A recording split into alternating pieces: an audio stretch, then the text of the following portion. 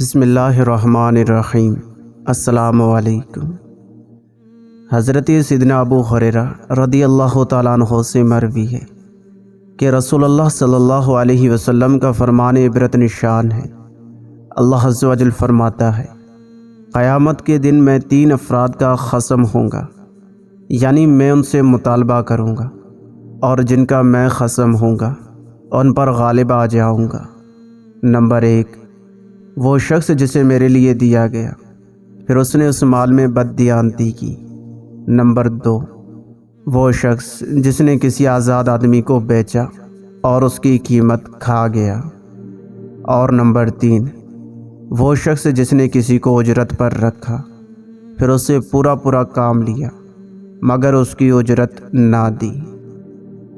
حضرت سیدنا عبداللہ بن عمر رضی اللہ تعالیٰ عنہ سے مروی ہے کہ رسول اللہ صلی اللہ علیہ وسلم کا فرمان عالی شان ہے، مزدور کا پسینہ خشک ہونے سے پہلے اس کی مزدوری ادا کرو۔